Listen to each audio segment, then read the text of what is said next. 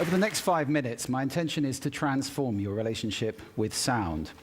Let me start with the observation that most of the sound around us is accidental and much of it is unpleasant. We stand on street corners shouting over noise like this and pretending that it doesn't exist. Well, this habit of suppressing sound has meant that our relationship with sound has become largely unconscious. There are 4 major ways sound is affecting you all the time, and I'd like to raise them in your consciousness today. First is physiological. Sorry about that, I've just given you a shot of cortisol, your fight-flight hormone. Sound's affecting your hormone secretions all the time, but also your breathing, your heart rate, which I just also did, and your brain waves. It's not just unpleasant sounds like that do it. This is surf. It has a frequency of roughly 12 cycles per minute. Most people find that very soothing, and interestingly, 12 cycles per minute is roughly the frequency of the breathing of a sleeping human. So there's a deep resonance with being at rest. We also associate it with being stress-free and on holiday. The second way in which sound affects you is psychological. Music is the most powerful form of sound that we know that affects our emotional state. This is guaranteed to make most of you feel pretty sad if I leave it on. Music is not the only kind of sound, however, which affects your emotions. Natural sound can do that too. Birdsong, for example, is a sound which most people find reassuring. There's a reason for that. Over hundreds of thousands of years, we've learned that when the birds are singing, things are safe. It's when they stop you need to be worried. The third way in which sound affects you is cognitively. You can't understand 2 people talking at once, or in this case, 1 person talking twice. Try listening to the other one. You have to choose which me you're going to listen to. We have a very small amount of bandwidth for processing auditory input, which is why noise like this is extremely damaging for productivity. If you have to work in an open plan office like this, your productivity is greatly reduced, and whatever number you're thinking of, it probably isn't as bad as this. You are 1/3 as productive in open plan offices as in quiet rooms. And I have a tip for you. If you have to work in spaces like that, carry headphones with you with a soothing sound like birdsong, put them on, and your productivity goes back up to triple what it would be.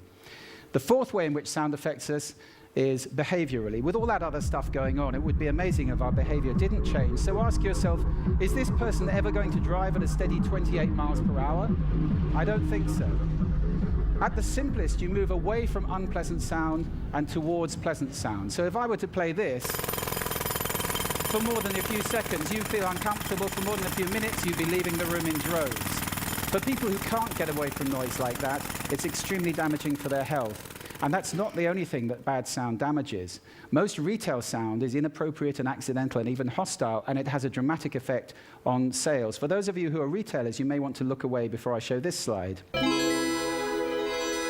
They're losing up to 30% of their business with people leaving shops faster or just turning around on the door. We all have done it, and leaving the area because the sound in there is so dreadful. I want to spend just a moment talking about the model that we've developed, which allows us to start at the top and look at the drivers of sound, analyze the soundscape, and then predict the 4 outcomes I've just talked about, or start at the bottom and say what outcomes do we want, and then design a soundscape to have a desired effect. At last, we've got some science we can apply, and we're in the business of designing soundscapes.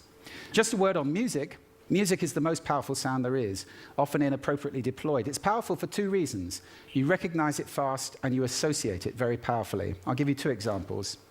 Most of you recognize that immediately. The younger, maybe not. And most of you associate that with something. Now, those are 1-second samples of music. Music is very powerful, and unfortunately, it's veneering commercial spaces, often inappropriately. I hope that's going to change over the next few years. Let me just talk about brands for a moment, because some of you run brands. Every brand is out there making sound right now. There are 8 expressions of a brand in sound. They're all important, and every brand needs to have guidelines at the center. I'm glad to say that is starting to happen now. You all recognize that one. This is the most played tune in the world today. 1.8 billion times a day, that tune is played, and it costs Nokia absolutely nothing. Just leave you with 4 golden rules for those of you who run businesses for commercial sound. First, make it congruent, pointing in the same direction as your visual communication. That increases impact by over 1,100%.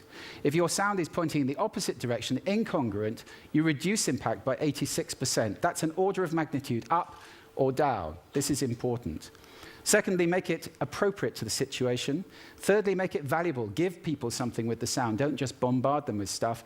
And finally, test it and test it again. Sound is complex. There are many countervailing influences. It can be a bit like a bowl of spaghetti. Sometimes you have to just eat it and see what happens. So I hope this talk has raised sound in your consciousness. If you're listening consciously, you can take control of the sound around you. It's good for your health. It's good for your productivity. If we all do that, we move to a state that I like to think will be sound living in the world. I'm going to leave you with a little bit more birdsong. I recommend at least 5 minutes a day, but there is no maximum dose. Thank you for lending me your ears today.